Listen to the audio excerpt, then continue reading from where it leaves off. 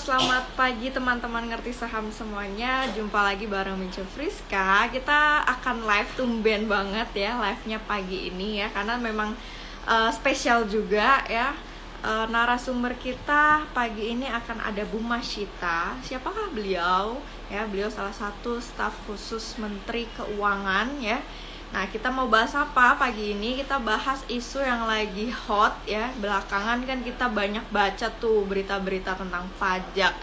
Inilah, terus bahkan sampai ada pajak melahirkan lah segala macem. Nah, isu-isu terkait pajak ini biar kita nggak kemakan hoax, kita biar tahu nih faktanya bagaimana terkait pajak ini. Sebaiknya kita langsung tanya-tanya langsung nih sama stakeholdernya. Nah, nanti Bu Masyita akan menjawab semua rasa penasaran kita atau yang menjadi pertanyaan kita terkait berita-berita tentang pajak belakangan. Oke, sebelumnya Mince ini dulu ya, ketik judulnya ya. Reformasi pajak. Nanti ini akan di-save di IGTV. Jadi teman-teman tenang aja, buat yang nanti nggak bisa ikut sampai full, nanti bisa di-replay di IGTV. Kita cek dulu apakah Bu Masyita sudah hadir di tengah-tengah kita. Sebentar ya, kita cek Bu Masyita. Oke, kita invite dulu ya Bu Masyita. Nanti boleh tulis di kolom Q&A ya teman-teman ya. Sebentar ya, kita tunggu Bu Masyita. Nah, ini dia. Selamat pagi, Bu. Pagi, Apa ketemu kabar? lagi ya. Baik, baik. Apa kabar Mbak Friska? Alhamdulillah baik. Kita ketemu lagi di momen yang ini banyak banget yang nunggu-nunggu nih. Nah, teman-teman sudah hadir di tengah-tengah kita, Bu Masyita. Mungkin Bu Masyita juga boleh, Bu Syita, kita biasa menyapanya beliau, Bu Syita. Boleh menyapa sebentar teman-teman di pagi hari ini, karena ini first time banget ngerti saham IG Live di pagi hari, dan ternyata teman-teman masih semangat juga di pagi-pagi mau dengerin semua wawasan dan ilmu baru nih. Silahkan Bu Syita. Terima kasih. Selamat pagi teman-teman. Waduh, udah 600 aja ya yang nonton kita di pagi hari ini. Udah Terima ditunggu kasih semuanya. buat Terima kasih buat kehadirannya. Saya hari ini mau share sedikit mengenai beberapa kebijakan terbaru dan juga pengen dengar nih dari teman-teman concern, masukan, atau kalau ada yang ingin ditanyakan yang berhubungan dengan, kan ini sangat berhubungan sama kehidupan sehari-hari ya, mengenai pajak, apalagi pajak pertambahan nilai. Pagi ini saya sama Mbak Friska ada di sini untuk basically memberi informasi lah yang kita tahu mengenai topik ini. Oke, nah itu teman-teman ya, dari topiknya aja ini biar nggak mudah termakan hoax ya Bu ya, karena kan belakangan Betul. banyak berita, banyak isu, banyak DM banget masuk ke ngerti saham juga menanyakan terkait pajak. Berhubung saya nggak tahu, jadi mending langsung aja nih Bu Syita nanti yang jawab. Nah, mungkin di awal-awal ini saya mau nanya Bu terkait latar belakang pemerintah dalam rangka mengajukan reformasi pajak lah kita sebut. Ini sebenarnya apa ya, bahkan bisa dibilang kan di tengah-tengah COVID ya gitu. Mungkin bisa dijelaskan ke teman-teman Bu.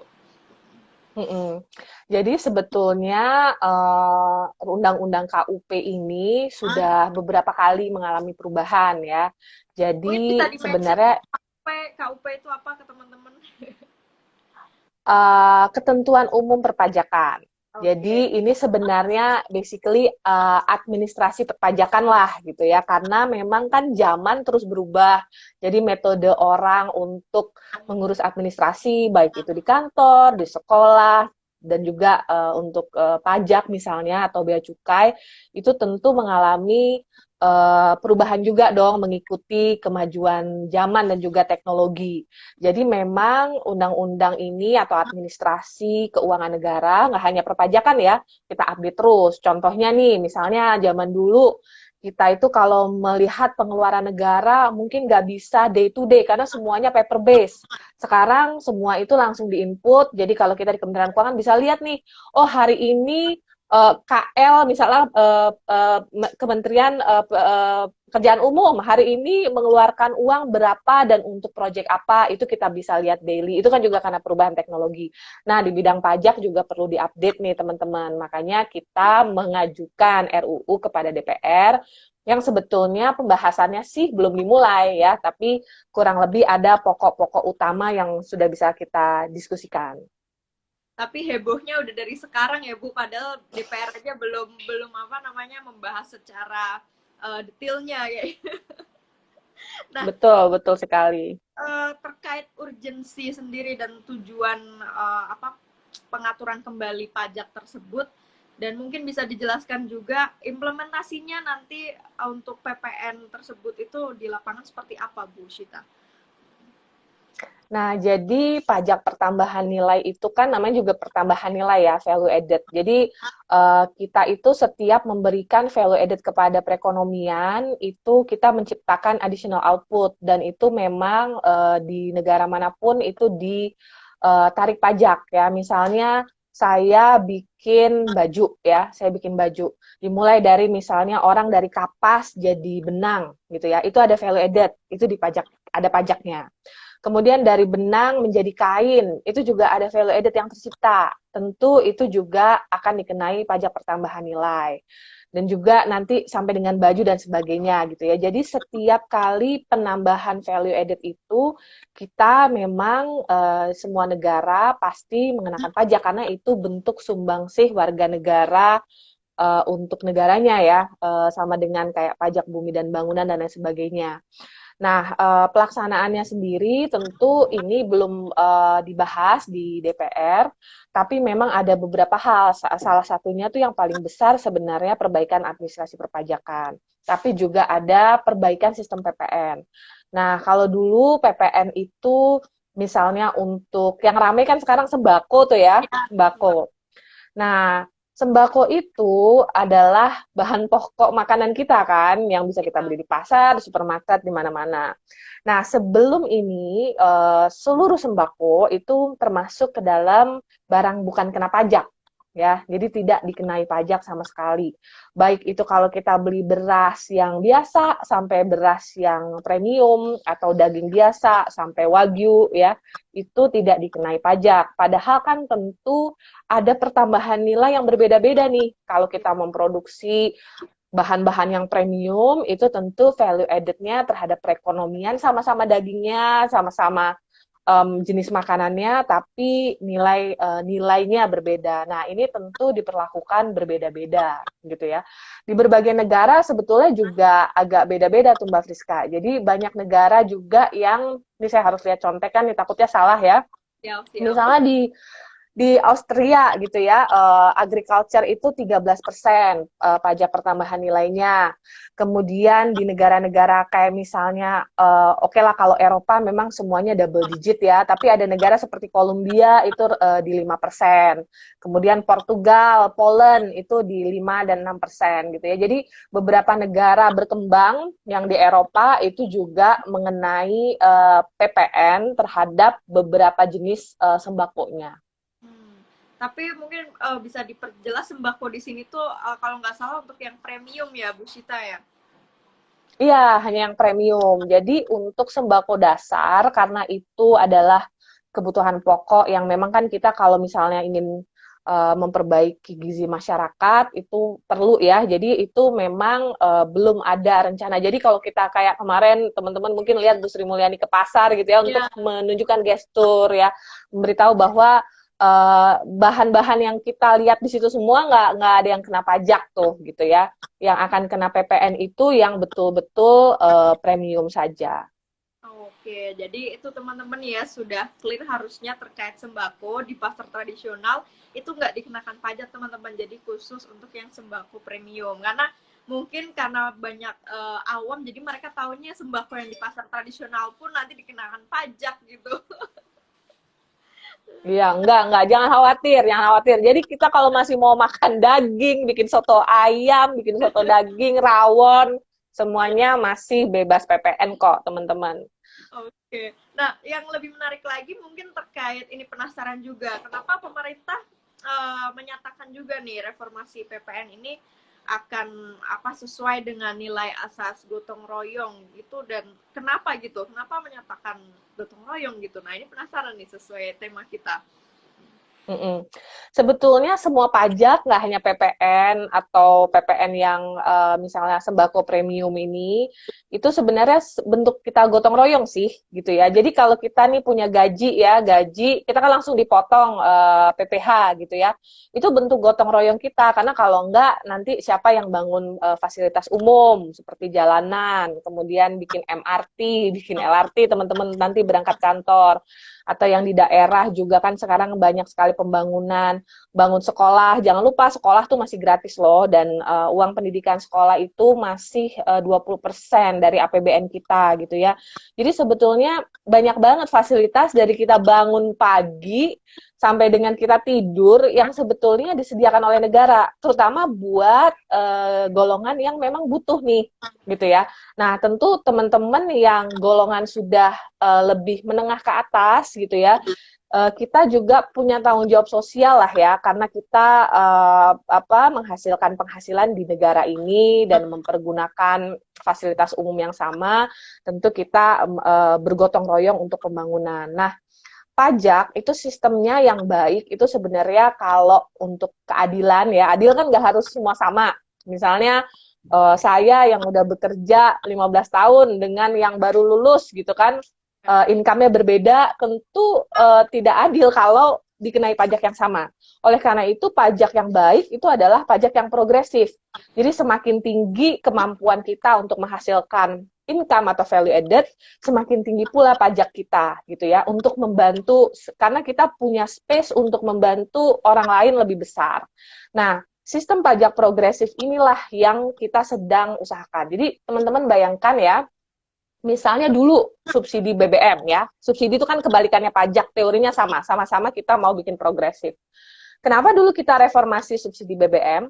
Soalnya semakin tinggi kemampuan kita untuk menghasilkan, semakin besar kita menikmati subsidi itu. Nah, itu kan agak kebalikan dari teori dasarnya bahwa ini redistribusi of income gitu ya. Sama juga dengan pajak gitu. Pajak semakin tinggi kemampuan kita, semakin tinggi juga. Nah, oleh karena itulah kalau misalnya PPN untuk produk gitu ya, semakin kaya orang, apakah dia akan makan beras atau daging lebih banyak? Enggak kan? Tapi dia beralih ke yang premium. Jadi sebetulnya ini adalah penanda bahwa kita memang sudah punya kemampuan. Kalau kita sudah mulai beralih nih ke premium, kita punya kemampuan lebih untuk menghasilkan dan juga untuk sumbangsih gotong royong tadi. Betul. Di sisi lain juga bisa ini nggak sih Bu, tetap berdampak positif juga pastinya ke rasio Gini ya, mungkin untuk pajak itu ya. Betul, betul. Jadi Gini rasio atau kesetaraan ya, equality itu juga menjadi sesuatu yang penting untuk satu negara. Karena kalau kita bayangin ya, misalnya pun golongan yang 10% terkaya misalnya tidak punya altruism atau tidak peduli dengan equality misalnya ya, 10, walaupun ini tidak benar tentunya, ini kita ambil worst case scenario gitu ya. Tapi kalau perekonomian itu tidak merata, maka orang-orang yang 10% ini misalnya dia jualan mobil, siapa yang mau beli? Gitu kan. Kalau dia mau jualan ini itu jasa-jasa yang level tinggi, kalau perekonomian satu negara itu tidak merata, maka juga perekonomian yang atas juga nggak bisa naik-naik banget gitu loh. Jadi it's in our best interest sebetulnya untuk membuatnya merata, tapi tentu juga kita juga jangan terlalu mempanis yang golongan atas gitu ya, karena nanti masalahnya gini loh, sekarang tuh cross border sudah bebas kan Mbak Friska dan teman-teman ya, jadi orang tuh katanya they can vote with their feet gitu, jadi kita juga perlu memperhatikan kemudahan berinvestasi di Indonesia, karena kita juga kan ingin mengundang investasi yang banyak gitu kan, nggak hanya dari orang Indonesia sendiri maupun investasi asing gitu. Jadi sebetulnya banyak sekali pertimbangan. Nah, tapi memang kehebohan ini agak terlalu dini, karena ini sebetulnya RUU-nya belum dibahas dan ini baru dudukan ya. Artinya pemerintah itu sekarang belum memikirkan ini menyediakan environment-nya, tapi sebetulnya aturan dalamnya itu yang secara detail tentu itu tidak akan dikerjakan dalam waktu dekat, karena kita ini sekarang sedang fokus pemulihan ekonomi. Justru sekarang sembako itu dijadikan bansos loh teman-teman. Ya. Jadi justru sekarang itu malah kebalikannya. Ini tuh untuk agak distant future ya, waktu COVID nanti udah selesai, perekonomian udah pick up. Tentu kan teman-teman mungkin baca berita ya, perekonomian Amerika setelah vaksinasinya cukup masif, itu kan perekonomiannya naik banget. Insya Allah kan Indonesia akan mencapai level itu pada saat kita juga vaksinnya udah mulai banyak gitu ya. Nah pada saat perekonomian kita bangkit, baru deh kita mulai mikirin ini. Jadi ini agak terlalu dini nih pembicaraannya. Kita masih fokus pemulihan ekonomi sebetulnya. Iya, ya. Nah, ini terkait PEN kan juga pemanfaatan pajak ini sekalian mau saya tanyakan, pemanfaatan pajak dari masyarakat katanya kan untuk salah satunya juga akan kontribusi ke PEN ini. Mungkin bisa dijelaskan Bu Syita tentang hal tersebut. Nah, jadi kebijakan fiskal itu sifatnya kan counter cyclical. Jadi waktu ekonomi turun, pengeluaran pemerintah ditambah dan penerimaan pemerintah dikurangin. Maksudnya adalah pajak itu secara otomatis berkurang karena ekonomi turun, dan juga beberapa insentif pajak sengaja diberikan. Bukan hanya Indonesia, banyak negara memberikan insentif perpajakan karena memang kita mau memberikan stimulus pada perekonomian. Jadi pajak itu sebetulnya dengan berbagai insentif terhadap sektor-sektor tertentu itu sudah diberikan oleh pemerintah ya. Nah, tapi dari pajak yang masuk kan masih banyak juga yang masuk walaupun jumlahnya berkurang. Itu dipergunakan secara maksimal untuk proses pemulihan ekonomi. Tapi kan APBN itu nggak hanya pajak ya, kita punya penerimaan bukan pajak, kemudian kita punya pinjaman luar negeri atau pinjaman dalam negeri gitu ya. Karena memang pengeluaran pemerintah di masa pandemi ini meningkat sekali dan memang perlu dilakukan untuk menstimulus perekonomian. Nah, jadi teman-teman yang bayar pajak, kan teman-teman di sini udah punya penghasilan. Kalau yang kantoran itu kan kita langsung dipotong. Kalau teman-teman yang punya UMKM, kita menghimbau teman-teman lapor ya, karena kan UMKM juga pajaknya rate-nya bagus gitu ya. Teman-teman yang punya korporasi yang lebih besar dari UMKM juga kan kita himbau untuk melaporkan pajak dengan baik, karena memang kita semua perlu bahu-membahu nih, karena nggak mungkin semua itu dari pinjaman pemerintah. Bahaya juga kan kalau pinjaman pemerintah itu jumlahnya terlalu meningkat gitu ya.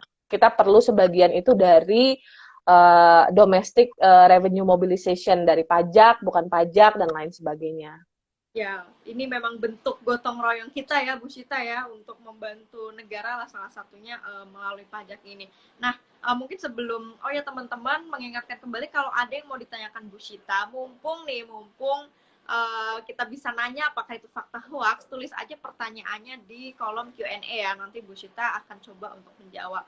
Nah, Bu Syita, sebelum kita jawab pertanyaan teman-teman, dari saya mungkin ya, belakangan ini kalau di kalangan mama nih terkait mungkin yang lagi heboh tuh pajak melahirkan. Nah, ini gimana nih? Saya bingung juga nih kalau ditanya di grup mama gitu, emang bener gak sih ini bakal bener pajak melahirkan diadain atau gimana? Nah, itu kan mungkin juga masih sekedar wacana atau belum belum masuk sampai ke DPR segala macem.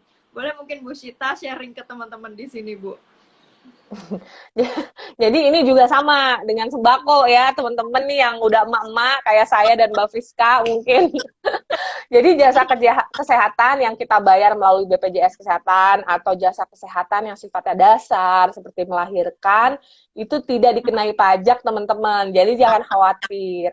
Tapi kalau yang premium tentu itu menjadi sesuatu yang akan dipikirkan kemudian gitu ya. Misalnya teman-teman yang pengen operasi hidung gitu ya atau mau apa gitu ya, itu kan tentu sifatnya sudah komersil, sudah estetika, itu di beberapa negara best practice-nya itu kena PPN. Nah, tentu ini akan masuk ke dalam pembahasan, tapi kalau yang basic service, melahirkan, kecelakaan, dan semua yang dasar-dasar tidak akan dikenai PPN. Jadi jangan khawatir. Iya, soalnya udah heboh dulu tuh baca berita kan Bu Syita, langsung di highlight-nya itu pajak melahirkan. Nah, mama gimana nggak langsung pada teriak-teriak tuh. Iya, katanya juga apa? Ada meme yang bilang kentut aja dipajakin.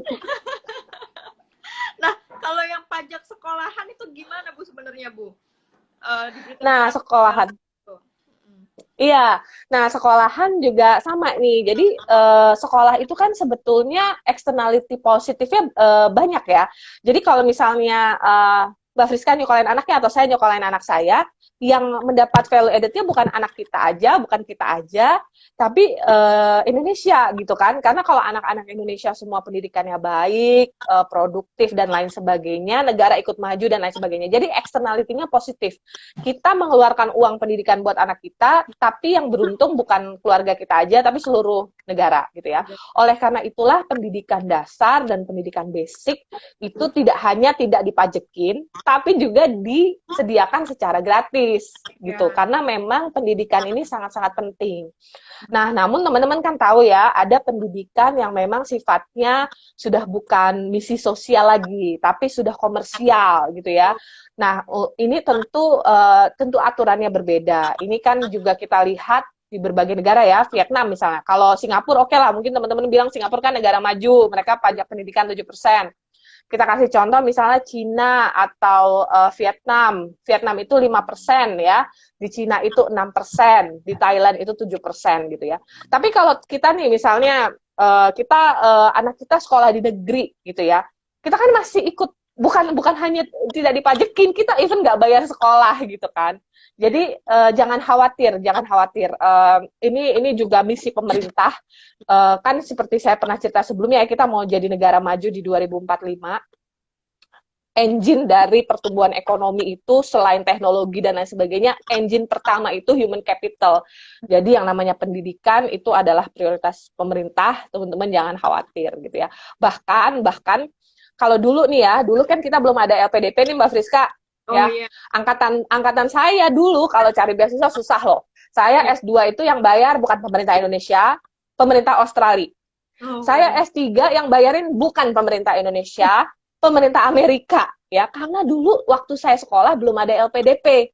Nah, sekarang teman-teman jangankan pendidikan dasar, pendidikan level atas juga kita sengaja nih membuat dana bergulir, dana abadi supaya teman-teman dan keluarga yang memang punya keinginan keras untuk maju itu ada wadahnya dan negara membantu membiayai gitu ya. Jadi kalau pendidikan, kesehatan gitu yang dasar-dasar, kemudian mau memperbaiki gizi keluarga itu teman-teman jangan khawatir, semuanya tidak dikenakan pajak, bahkan teman-teman bisa mendapatkan servis tersebut dengan gratis. Nah, tuh teman-teman, jadi semua yang berbau-bau basic dasar itu tidak dikenakan pajak. Jadi nanti kalau ada baca-baca berita lagi, pastikan apakah ini untuk basic, apakah untuk premium. Yang jelas kalau basic nggak dikenakan ya. Bu Shita, kita nyicil, saya coba pilih 3 pertanyaan dulu ya, Bu Shita. Oh, ini Boleh. banyak banget nih, sebentar. Ini ada pertanyaan Mas siapa nih? Mas Edmond. Sampai pada batasan mana pemerintah akan menarik pajak? Mengingat yang namanya harga itu relatif. Nah, ini mungkin sampai pada tahap apa? Apakah nanti pas 2045, pas udah maju, atau kapan nih batasannya? Sebenarnya ya, kalau kita melihat tax ratio Indonesia, itu bahkan dibandingin negara berkembang, kita masih jauh di bawah. Jadi jumlah pajak yang kita tarik itu di bawah rata negara berkembang. Ya, jadi teman-teman jangan lihat rate-nya aja. Misalnya teman-teman bandingkan corporate tax gitu ya. Oh, Indonesia corporate tax-nya sekian gitu, di negara lain sekian. Tapi karena kita banyak insentif, banyak pengecualian. Misalnya sektor X dikecualikan, sektor Y dikurangi pajaknya dan lain sebagainya. Jadi efektif tax rate kita itu sebenarnya rendah. In fact, kita lebih rendah loh daripada Vietnam. Artinya, even untuk mencapai average-nya negara berkembang aja, kita itu masih di bawah ya gitu. Jadi jangan khawatir terhadap kebanyakan pajak, justru kita masih kurang. Makin maju satu negara, efektif tax rate itu biasanya memang makin tinggi gitu ya. Tapi memang pajak itu gini, ada namanya lever curve. Jadi kalau kita belajar ekonomi, kalau pemerintah naikin tax rate ya, misalnya tax rate-nya tadi 5%, naik jadi 7%, revenue naik. Karena kan rate-nya naik gitu kan. tapi dia akan mencapai titik optimal. Pada saat udah lewat tuh titik optimal, orang jadi tidak ada insentif untuk menghasilkan barang itu. Nah, sampai titik optimal itu justru kalau kita naikkan lebih tinggi, justru akan berkurang. Nah, Indonesia masih jauh dari optimal rate-nya itu, jadi jangan khawatir lah. Dan juga kalau sekarang ini pemerintah, seperti yang saya sampaikan, beberapa tahun dari tahun kemarin, tahun ini hingga tahun depan itu masih fokus kepada pemulihan ekonomi. Bahkan fiskal defisit kita juga kita lebihkan dari batas normalnya gitu ya. Jadi ini justru kita dalam periode yang lagi banyak insentif dibandingkan additional tax. Jadi jangan khawatir. Oke, nah itu semoga terjawab ya Mas Edmond. Nah ini ada pertanyaan berikutnya. Bu, kategori premium itu apakah sembako yang dijual di supermarket? Nah, ini detailnya belum ada, belum sampai detail pembicaraan DPR, jadi saya nggak bisa pastikan. Tapi yang jelas gini loh, kalau beras itu bukan premium, mau dijual di pasar atau di toko kecil atau di supermarket, itu tetap tidak kena pajak gitu ya. Jadi betul-betul hanya barang premium saja, jadi dia by item gitu ya, bukan di mana dia dijual. Oke, semoga terjawab. Nah, pertanyaan berikutnya, pendidikan komersial yang dimaksud kena PPN itu sekolah yang seperti apa ya, Bu? Nah, ini nanti juga sama, nanti akan ada pembicaraan teknis tentunya untuk membahas indikatornya ya. Tapi teman-teman bisa bayangkan sekolah swasta tuh juga bermacam-macam kan. Ada yang uang sekolahnya dari berapa ratus ribu per bulan hingga puluhan juta gitu ya. Jadi per bulan gitu ya. Jadi bisa teman-teman bayangkan lah range-nya itu besar sekali dan nanti tentu cutting point-nya kita ambil memang yang paling atas ya. Oke, nah ini ada nanya hoax apa benar nih? Pernah baca untuk jasa layanan panti asuhan dan panti jompo akan kena PPN juga, gimana Bu? Enggak lah, enggak. Enggak. Pesantren juga enggak. Pesantren juga enggak. Oke, terjawab ya teman-teman ya. Nggak apa-apa, tanyain aja teman-teman daripada nanti salah ini ya informasi. Bentar, mana tadi ada pertanyaan bagus. Nah, ini ada yang pertanyaan cukup kritis nih. Apakah mungkin sebuah negara bebas pajak dengan memaksimalkan jalur pendapatan negara lain? Enggak ada negara yang seperti ini. Oke, nggak ada negara bebas pajak kayaknya ya Bu ya. Justru Enggak ada. Justru makin maju makin tinggi tax rate-nya. tinggi ya. Ya, makanya Iya. kalau kita amati negara-negara maju justru tingkat tax rate-nya itu makin tinggi teman-teman. Jadi kayaknya cukup impossible untuk bebas pajak ya. Nah kemudian sebentar, ini ada pertanyaan. Apakah nanti berdampak pada penyedia sembako tanpa PPN karena masyarakat beralih ke sembako murah? Mungkin maksudnya pasar tradisional jadi ramai gitu kali ya? Bisa jadi. Saya rasa ada level of income tertentu yang mungkin akan substitusi apa namanya sembakonya dari yang premium ke yang tidak premium. Tapi kalau misalnya kita biasa makan daging wagyu, ya saya sih enggak ya. Cuman mungkin kalau yang tiap hari makan wagyu terus tiba-tiba enggak sama sekali, saya rasa enggak ya. Jadi substitusi itu pasti ada di level tengah. Tapi secara umum itu pasti yang biasa sembako normal sama sembako premium itu pasti ada marketnya sendiri-sendiri. Oke, wah itu teman-teman ya, semoga terjawab. Nah ini ada pertanyaan bagus nih. Instrumen keuangan apa yang paling efektif untuk mengcover defisit fiskal? Apakah utang luar negeri, dalam negeri? Dalam negeri atau luar negeri? Nah, ini menjawabnya agak panjang, tapi secara ringkas gini. Kita tergantung cost of fund, ya. Jadi kan kayak kalau kita utang ke bank, kita bandingin bank A dan bank B tergantung suku bunganya. Sama juga dengan pinjaman dalam negeri dan luar negeri. Tapi ada challenge-nya nih teman-teman. Kalau pinjaman, walaupun di luar negeri sekarang dana itu jauh lebih murah daripada cost of fund di Indonesia bunganya, tapi dia ada exchange rate risk gitu kan. Jadi kalau rupiah terdepresiasi walaupun kita bayar bunga rendah, kita bayarnya dalam rupiah bisa naik. Nah, ini kalau dalam penyelenggaraan negara kita atur nih supaya exchange rate exposure-nya, jadi utang kita dalam non-rupiah itu tetap dalam level yang sustainable. Ini kita belajar dari pengalaman krisis Asia. Dulu negara-negara Asia itu termasuk Indonesia menganut rezim nilai tukar tetap, fixed exchange rate regime.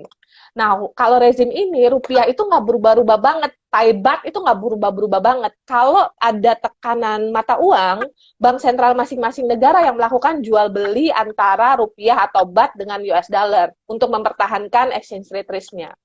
Tapi waktu 97, nggak tahu nih ya, kalau ngerti saham kayak muda-muda yang nonton ya Mbak Friska. Ini saya sebagai yang angkatan rada tuaan cerita sedikit. Waktu itu tekanannya sedemikian hebat hingga bank sentral di Asia nggak ada yang bisa nahan. Akhirnya terjadi depresiasi atau penurunan nilai mata uang yang gila-gilaan. Sehingga utang yang tadinya terasa ringan menjadi terasa sangat berat. Bahkan dulu banyak sekali teman-teman orang Indonesia yang istilahnya dipulangkan sekolahnya oleh orang tuanya karena yang tadinya bayarannya bisa naik berkali-kali lipat karena depresiasi gitu ya, uang sekolah dalam rupiah. Jadi itu memang kita harus lihat antara tidak hanya suku bunga tapi juga ada resiko mata uang. Oke, nah ini ada satu pertanyaan terakhir dari teman-teman. Sebentar. Dengan adanya kenaikan PPN ini, berapa perkiraan pendapatan mungkin ya yang bisa diterima oleh negara, Bu Syita? Nah, ini kita belum ya, karena tadi kita masih fokus ke pemulihan ekonomi. Jadi sebenarnya kenaikan PPN ini mungkin meningkatkan ya, pastinya meningkatkan revenue someday kalau perekonomian kita sudah rebound. Tapi ini belum dalam pembicaraan yang sedetail itu karena memang fokusnya masih pemulihan ekonomi. Kalaupun kita sudah mulai memikirkan administrasi atau reformasi PPN, itu tadi untuk memastikan ada redistribusi pendapatan aja sih sebenarnya tujuan utamanya, supaya masyarakat golongan yang bawah lebih terbantu, golongan yang atas punya kesempatan untuk membantu lebih gitu.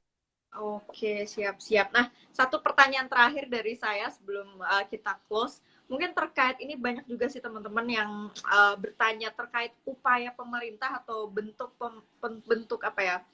upaya transparansi pemerintah terhadap pajak-pajak dari masyarakat sejauh ini seperti apa, Bu Syita? Mungkin boleh di-sharing.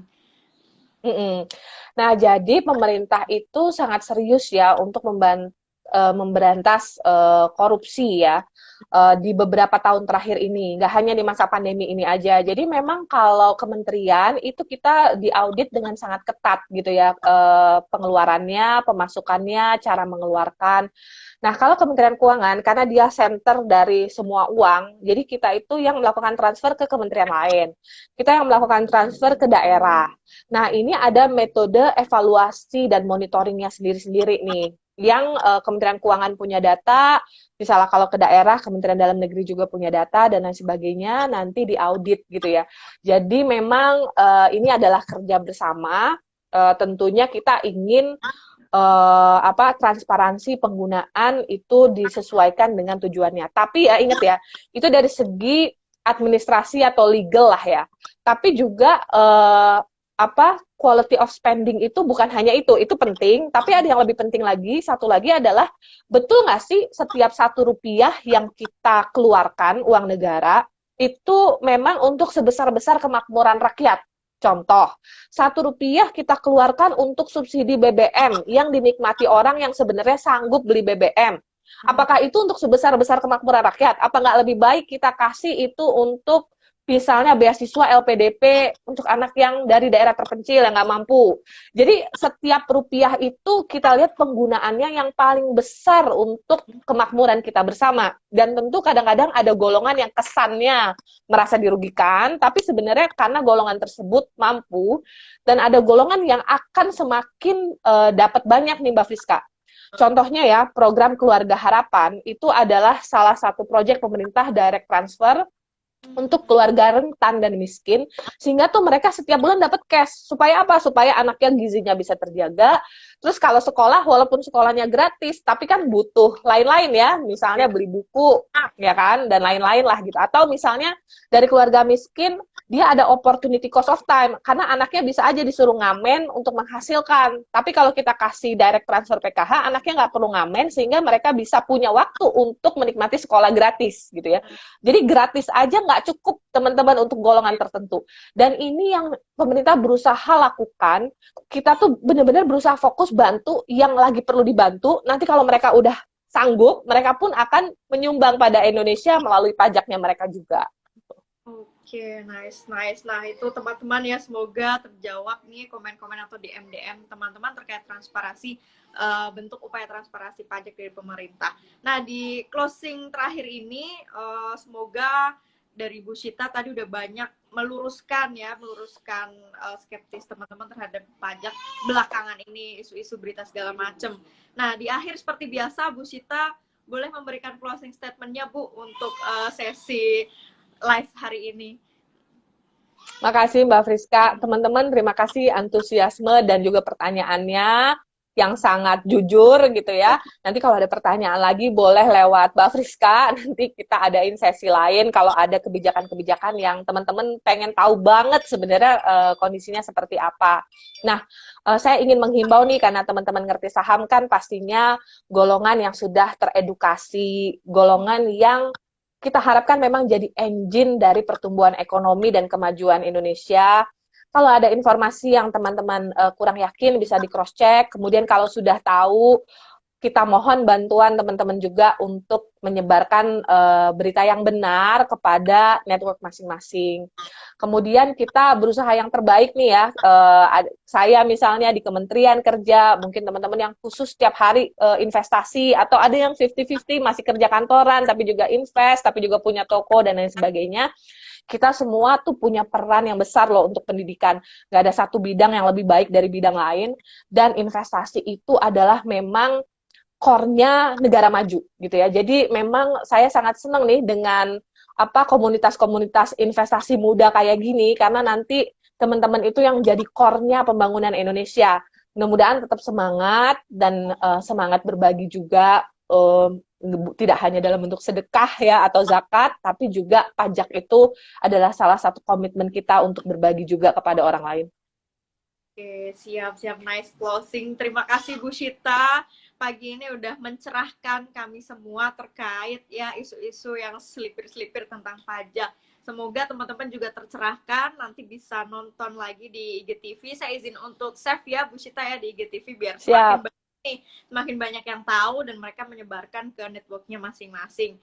Buat teman-teman juga terima kasih yang sudah hadir di IG Live pagi ini. Bu Syita, stay safe ya. Sama-sama. Buat seribu Liani. Sampai jumpa di IG berikutnya ya Bu Syita. Terima kasih. Makasih Mbak Friska. Makasih semua. Semuanya.